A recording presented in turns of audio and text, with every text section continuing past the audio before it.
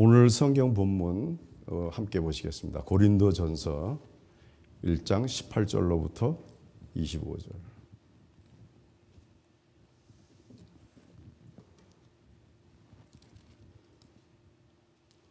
고린도전서 1장 18절로부터 25절입니다.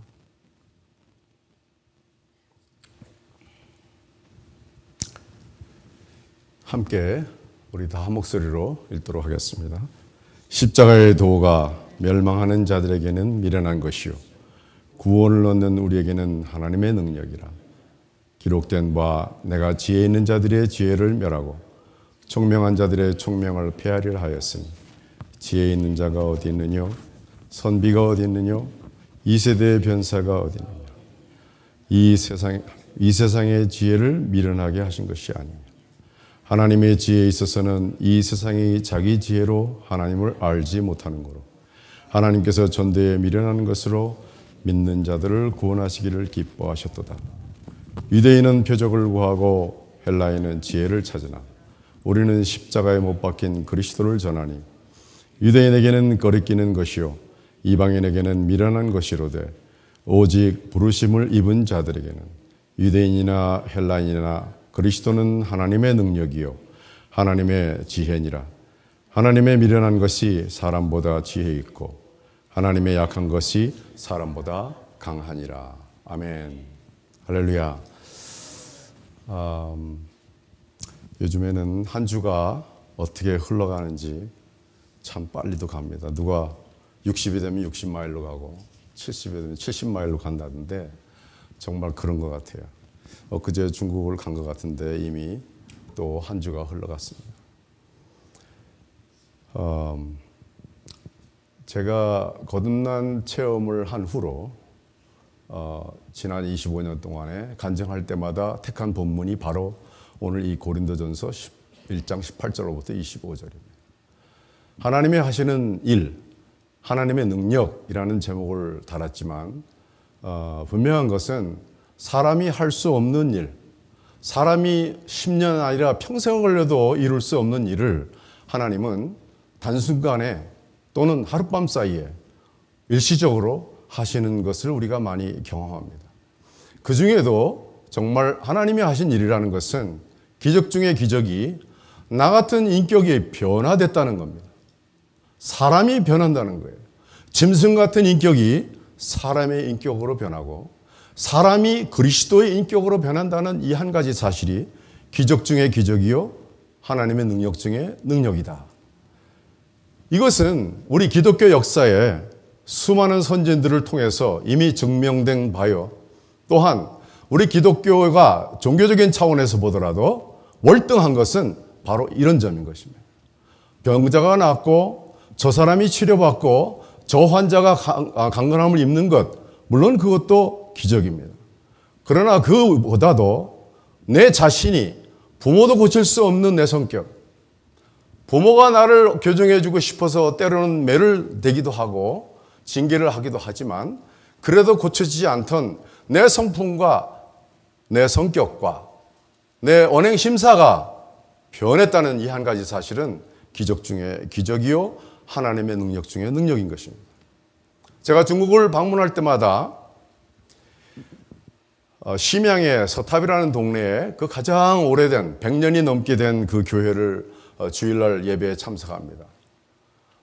지난 3, 4년 동안에 조선족들이 모여서 예배하는 예배당에 함께 참석을 하는데 예배 인원이 날로 줄어들어요. 이번에 가보니까 반수도 안 되는 숫자가 앉아 있었습니다. 그런가 하면 그 아래층에 한족, 즉 중국 사람들이 예배드리는 그 예배당엔 들어갈 수가 없어서 복도에 그리고 층계에 걸터 앉아서 사람이 통행할 수 없을 정도로 꽉 앉아서 그렇게 중국 형제분들이 예배 드리는 것을 목격합니다. 과연 무엇이 이런 현상을 빚어낸 것이며 과연 무엇이 저들로 하여금 이런 하나님을 찾는 갈급증을 나게 하는 것일까? 저는 매우 궁금했습니다. 우리 기독교의 종교개혁의 3대 원리가 있는데 그 중에 솔라 피다, 솔라 그라시아, 솔라 스크립처, 즉 오직 믿음, 오직 은혜, 오직 말씀, 이 세 가지가 주축을 이루어서 종교개혁의 기둥이 됐습니다. 한국 기독교의 성장의 초석은 바로 이 핍박이 있을 때 교회가 성장했고, 그리고 핍박을 통하여 많은 믿음의 기라성 같은 기둥들이 탄생을 하게 됐습니다. 일제하에 최권능 목사, 이성봉, 조만식, 길선주, 주기철, 손양원, 한경직 이런 분들이 나오게 된 것은 핍박이라는 그런 위장된 능력과 축복과 은혜가 있었기 때문입니다. 그런가 하면 중국에도 워치만리, 왕명도, 송상절 이러한 중국 문화혁명 때 말할 수 없는 핍박을 받은, 지금도 중국 사람들인 이 세 사람을 가장 위대한 그리스찬으로 꼽고 있고, 저도 개인적으로 이 송상절이라는 분을 굉장히 존경하고 그 책을 수도 없이 읽으면서 은혜를 받았습니다. 주님은 마태복음 5장 11절로부터 12절에 복의 완성, 복 중의 복, 최고의 복을 말씀하십니다. 나를 인하여 너희를 욕하고 핍박하고 거짓으로 너희를 거스려 모든 악한 말을 할 때에는 너희에게 복이 있나니 기뻐하고 즐거워하라. 하늘에서 너희 상이 큼이니라.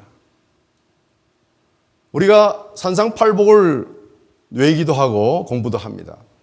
그러나 복의 완성, 가장 그 복이 이루어지는 최상점은 바로 핍박의 복을 말하고 있습니다.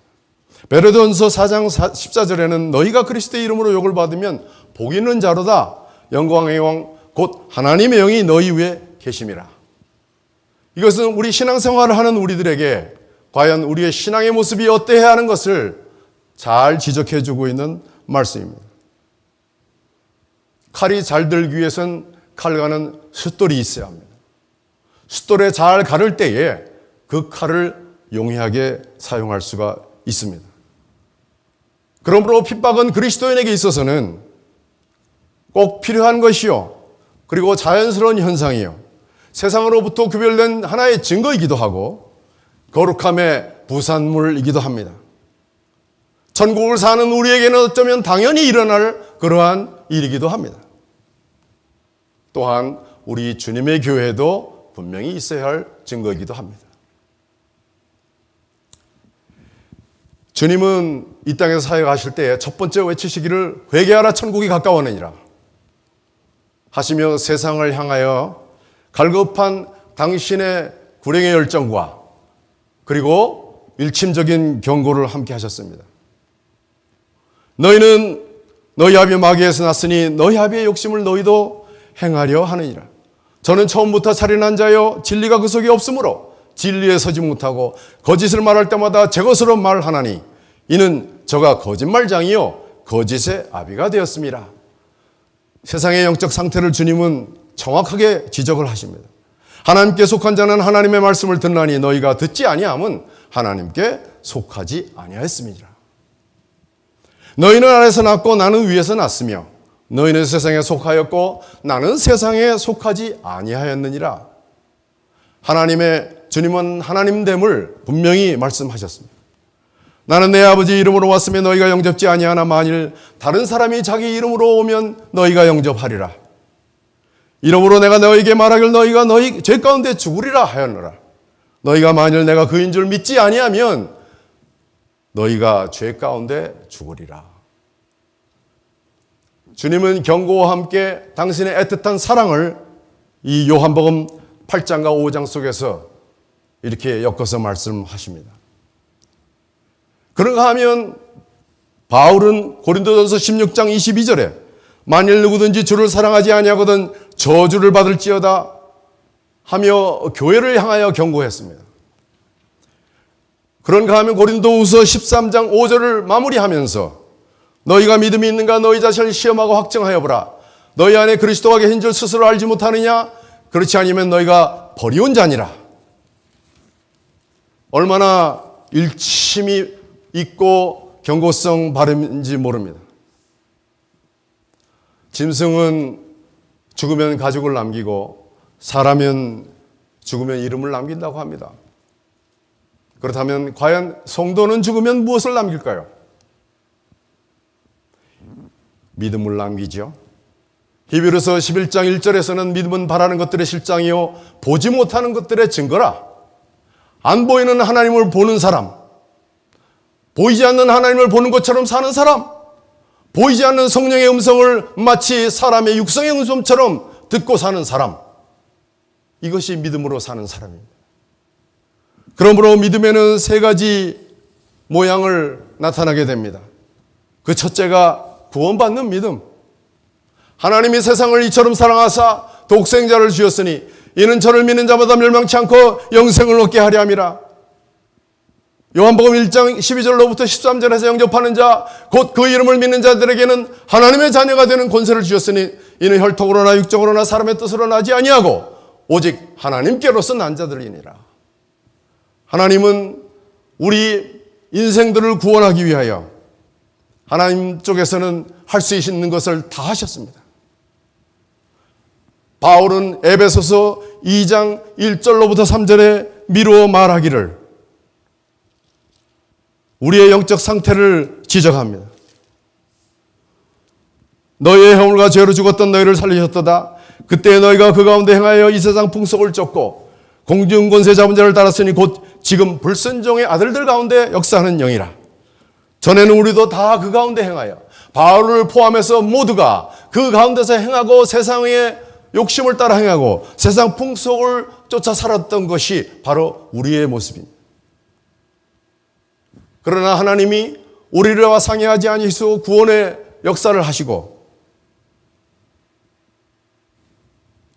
그리고 우리에게 말할 수 없는 지혜의 총명을 부어주심으로 내가 무엇이며 내가 어떤 존재라는 것을 깨닫게 해주셨습니다. 그것이 바로 에베소서 1장 7절로부터 8절의 말씀이 우리가 그리스도 안에서 그의 은혜의 풍성함을 따라 그의 피로 말미암아 구속 죄 사함을 받았으니 이는 그가 모든 지혜의 총명으로 우리에게 넘치게 하사 지혜의 총명을 부어주심으로 내가 누구인 것을 알게 됐어요. 내가 이 땅에서 하는 일들이 형통치 못하고 모든 고난과 곤혹 가운데 행하며 내 마음에 원하는 것도 행하지 아니하고 오늘은 잘 됐으나 내일 또 실패하는 이런 인격적인 불량품인 것을 우리가 알지 못하고 마치 이 땅에서 천년만년 살 것처럼 그렇게 살던 우리를 주님이 넘치는 지혜와 총명으로 부어주심으로 내가 누인 것을 알게 하셨어요. 내가 죄인인 것을 알게 하셨어요. 내가 하나님이 찾으시는 바로 그 죄인인 것을 알게 해주셨어요. 사람이 자기의 허물을 능히 깨달을 자가 없다고 했습니다. 그러나 하나님이 우리에게 구원받는 은혜를 주심으로 그야말로 내가 어떤 존재인 것을 알게 하시고 내가 구원받고 하나님의 사랑을 마땅히 받아야 하는 죄인 것을 알게 해주셨어요. 그 넘치는 지혜와 총명으로.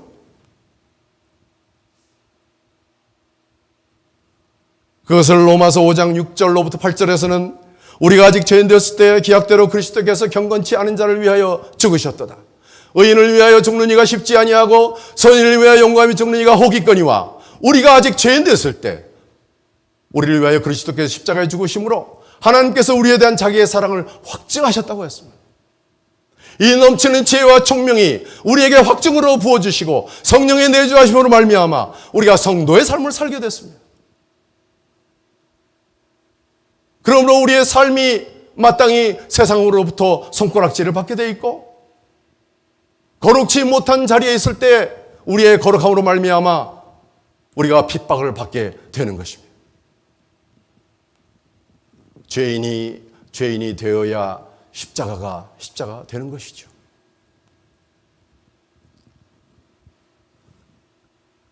그런가 하면 사는 믿음이 있습니다. 하나님을 여러분 얼마나 사랑하십니까? 어느 날 제가 깨우쳐지기를 세상을 미워하는 것만큼 죄를 미워하는 것만큼 하나님을 사랑하는 것이다. 어린아이들은 이만큼 사랑해요. 어린아이 때는 그렇게 표현할 수 있습니다. 바울은 갈라디아서 2장 20절과 5장 24절과 6장 14절을 통하여서 3번의 자기의 죽음을 확증합니다. 내가 그리스도와 함께 십자가에 못 박혔나니 그런즉 이전에 내가 산 것이 아니요 내 안에 그리스도께서 사신 것이라. 내가 육체 가운데 사는 것은 나를 사랑하사 나를 위하여 자기 몸을 버리신 하나님을 믿는 믿음으로 사는 것이라. 영적 죽음을 확증했습니다. 5장 24절에서는 모든 그리스도인은 그 정과 욕심을 십자가에 못 박았느니라. 이제는 내 정욕대로 사는 자가 아니요 내 생각대로 사는 자가 아니요 내 지식대로 사는 자가 아니라 그러한 정욕으로부터 내가 죽은 자인 것을 확증하면서 성령의 9가지 열매가 거기서 나오게 되죠. 사랑과 희락과 오래 참음과 자비와 양성과 충성과 온유와 절제. 이것은 절대 육신의 사람으로는 할 수 없는 일입니다. 그러나 이것을 해야 한다는 부담감과 이것을 어떻게든지 하고 싶어하는 열정은 있으나 육신의 연약함과 영의 연약함으로 이룰 수 없는 것을 하고 있는 종교인들도 많이 있습니다. 그것은 반드시 내가 하는 것이 아니라 내 안에 성령께서 하심으로 나를 사용하심으로 성령의 열매를 맺히시는 거죠. 내가 맺는 열매가 아니라 주님이 맺히시는 열매.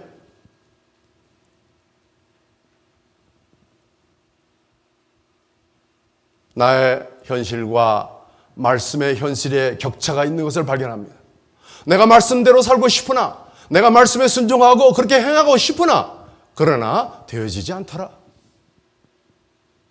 그래서 사도 바울은 너희의 믿음을 이루라. 하나님이 만들어 놓으신 그 모든 것들을 지켜 힘써 지키라 이런 말씀이죠. 어떻게 하나님의 말씀의 현실과 영적인 현실과 나의 현실을 육신적인 현실을 어떻게 격차를 줄일 수가 있을까요? 그것은 매일 영혼을 씻는 것입니다. 죄 많은 세상에서 더러워지는 내 영혼을 오늘도 목욕한 사람처럼 씻고 말씀에 입각해서 씻고 골방에서 주님과 씨름하며 씻고 회개의 영이 나를 항상 주장하심으로 말미암아 죄에 대해서 민감해지고 세상에 대해서 민감한 것이 그리스도인입니다. 그러므로 요한복음 15장에서는 주님이 나는 포도나무여 너희는 가지니 가지가 줄기에 붙어있지 아니하면 절로 과실을 맺을 수 없은 것 같이 너희가 나를 떠나서는 아무것도 할 수 없습니다. 매일매일 주님과 함께 살고 안방에도 계신 주님, 화장실에도 계신 주님, 길을 갈 때도 계신 주님, 이 주님과 대화하면서 붙어 살게 되면 닮아지게 됩니다. 같은 모습이 드러나기 시작을 합니다. 주님 냄새가 나기 시작합니다. 그리스도인의 향기가 나기 시작합니다. 체질이 동거를 하게 되면 체질이 같아지게 됩니다. 부부도 오래 살게 되면 닮아지게 됩니다. 뭐든지 우리가 같은 것을 번복하다 보면 몸에 타성이 붙게 됩니다. 처음에는 감동적이고 열정이 있고 그야말로 자기의 온 것을 다 쏟아서 잘해보려고 하는 그런 열심이 있으나 시간이 갈수록 그것이 점점 기계화되어지고 감성이 무뎌집니다. 어느 날 독수리와 닭이 공중을 날고 있었습니다. 점심때가 돼서 시장 한 대 땅 밑을 보니까 온갖 가축들이 모여서 있었습니다. 그래서 독수리가 내려다볼 때 닭이 말하기를 저기 무슨 일이 있는 것 같다. 우리 가보자. 내려갔습니다. 온갖 이 땅에 가축들이 모여서 열심히 점심 식사를 하고 있었습니다. 독수리와 닭도 시장 한 차라 우리도 좀 먹을 것 좀 주면 좋겠다. 여기는 먹을 것이 항상 풍성하니 수고하지 말고 얼마든지 먹어라. 그래서 점심 식사를 잘 마쳤습니다. 배가 부르는 후에 독수리가 닭에게 말하기를 자 이제 식사도 끝났으니 우리 갈 곳으로 가자. 그러나 닭은 그런 마음이 아니었습니다. 왠지 모르게 이것이 좋아 보였습니다. 그들이 말하기를 주인이 때만 되면 사냥을 하고 숲속을 헤집을 필요도 없이 때만 되면 먹을 것을 이렇게 풍성히 준다. 그 말을 들었습니다. 닭의 마음이 미혹이 됐죠. 그러면서 결국은 닭은 독수리에게 말하기를 너 나가라, 나는 여기 살겠다. 독수리가 다시 다짐합니다. 너 후회하지 않지? 후회 안 한다. 결국 독수리는 자기 갈 곳으로 가고 닭은 남았습니다. 매일매일 얼마나 식사량이 많은지 잘 먹고 체중이 점점 불기 시작을 했습니다. 그러던 어느 날 주인집 창문을 지나가면서 주인 부부의 대화 소리를 듣게 되었어요. 부인 말하기를 내일 시장님이 우리 집에 방문하신다는데 무엇으로 식사 대접을 하면 좋을까요? 남자 주인이 말하기를 요즘에 새로운 저 닭이 아주 살이 통통 올랐는데 저놈을 잡아서 줍시다. 내일 아침이면 닭은 인생 삶이 끝나는 날입니다. 그래서 밤잠을 못 자고 고민했어요. 어떡하나? 내가 내일 날이 밝으면 죽을 목숨이니 어떻게 하는지 여기를 도망가야지. 동이트기가 무섭게 닭은 그까짓 거 내가 날아가면 고만이지 하면서 후다닥 뛰면서 날갯짓을 하기 시작했는데 어찌된 영문인지 이 몸이 뜨질 않는 겁니다. 아무리 애를 쓰고 땀을 흘리며 이쪽 구석에서 저쪽 구석을 마당을 가로질르면서 수십 번을 나르려고 했으나 날 수가 없었어요. 어떻게 됐을까요? 켄터키 후라이 치킨. 참 누가 지어낸 얘기인지 모르지만 우리 그리스도인의 삶의 목표가 이전에는 이 땅을 바라보고 마치 닭처럼 지렁이나 파먹고 땅만 바라보고 살았으나 이제는 우리가 천국 백성이요 하나님의 백성이 되고 바라보는 것이 다른 사람이 됐다는 얘기죠. 이 땅에 있는 것을 눈에 보이는 것을 바라면 그것이 무슨 소망이냐. 그러면서 마지막으로 살려내는 믿음이 있습니다. 어떤 농부가 화가 나가지고 있었습니다. 그런데 전도자가 가까이 다가서 할아버지 예수 믿으세요. 난 예수 안 믿는다. 왜 이렇게 화가 나셨어요? 예수 믿는 놈이 남의 논에 물 빼가냐? 아마도 아랫논이 예수 믿는 놈의 논이었던 모양입니다. 그래서 물을 빼간 거예요. 밤새. 그래서 안 믿겠다. 그때 전도자가 말을 합니다. 그때 너희가 무슨 말을 할까 염려치 말라 말씀하신 자 너희 안에 성령이니라. 예수 믿는 놈은 할아버지 논에 물 빼가도요. 예수님은 안 빼갑니다. 할아버지가 금방 알아들었어요.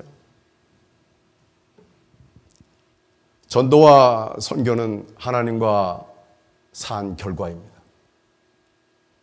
내가 전도해야지, 내가 선교해야지 부담을 갖는다는 것은 그것부터가 우리 자신을 점검해 볼 필요가 있습니다.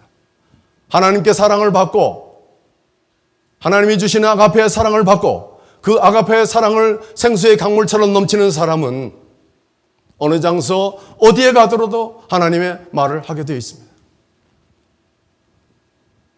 그래서 산상수훈 즉 그리스도의 황금률이라고 하는 마태복음 5장, 6장, 7장은 팔복을 체험한 사람이 살 수 있는 겁니다.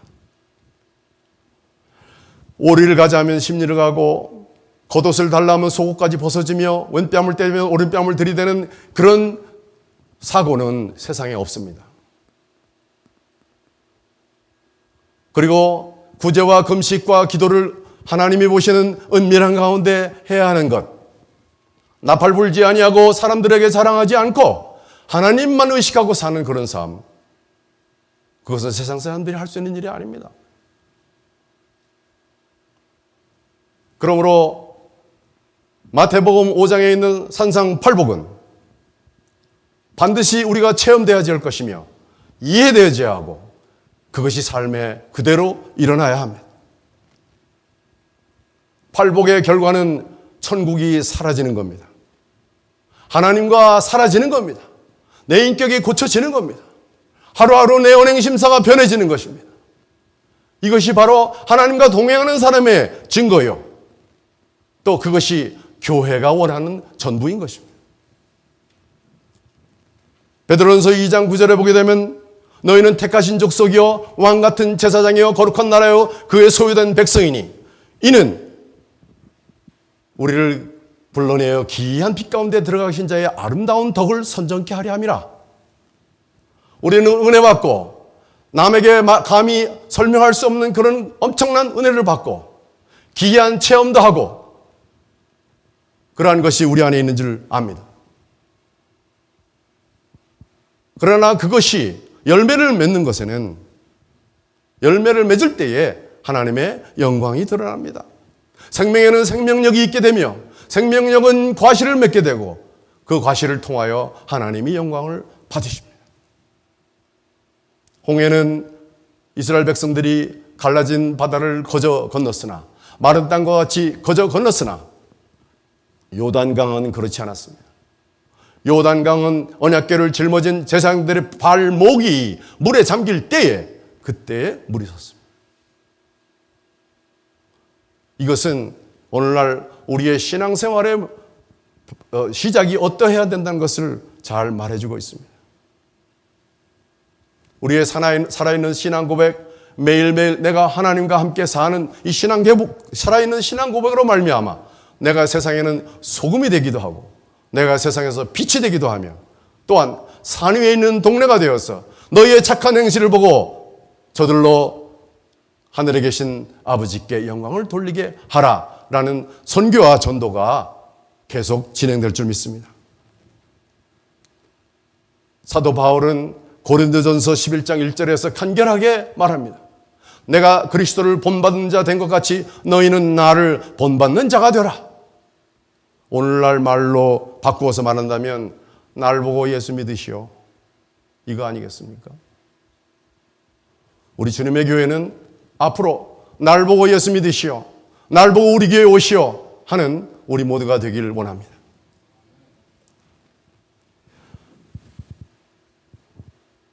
이상은 제가 중국에서 중국 교회에서 한 내용들입니다. 이렇게 귀한 자리에 우리 식구들과 함께 나누게 됨을 하나님께 영광 돌리고 또 제가 언제 여기 다시 쓰겠어요? 저는 그렇게 생각합니다. 목사님은 또 선교사님은 전도사님은 기름 부은 종이니까 단위에 세워서 하나님이 원하시는 때에 당신의 말씀을 전하신다고 믿습니다. 그러나 저와 같은 무명의 사람이 이 귀한 단에 섰다는 얘기는 참 외람되기도 하고 송구스럽기도 하지만 하나님 나름대로 하시고 싶은 말씀이 있어서 세우지 않으셨나 저는 그렇게 믿습니다. 그래서 할 수만 있으면 타협하지 않고 하나님의 속내를 대언하고자 애를 썼습니다. 그래서 중국에서 이렇게 말씀을 증거하고 함께 기도하면 회개의 영이 반드시 역사하시고 회중 가운데 회개하는 역사가 일어납니다. 천국문도 아름답고 구원받는 문도 아름다웠지만 이 회개의 문은 우리가 떨쳐버릴 수 없고 주님 나라 가는 날까지 육신을 입고 있는 한은 우리 반드시 옆에 항상 있어야 하고 수없이 들랑거려야 할 문이 바로 이 회개의 문이라고 믿습니다. 그래서 앞으로 우리가 가야 할 길도 멀고 또 험난한 길도 있으리라고 믿지만 하나님이 우리와 함께 하신다는 이 한 가지 믿음은 그 어떤 천만군의 병사보다 낫습니다. 한참 믿음 생활을 하고 우리가 성령이 충만하면 그런 고백이 나올 때가 있어요. 빤스만 입고 쫓겨나도 살 자신 있다. 오라는 데 없어도 갈 곳이 많다. 할 말도 많다. 우리 주님의 교회 우리 식구들이 모두가 그러한 복을 누리시고 그리고 믿음의 담대한 용사가 되셔서 세상을 다스리고 죄를 이기는 그러한 믿음의 식구가 되시기를 간절히 바랍니다.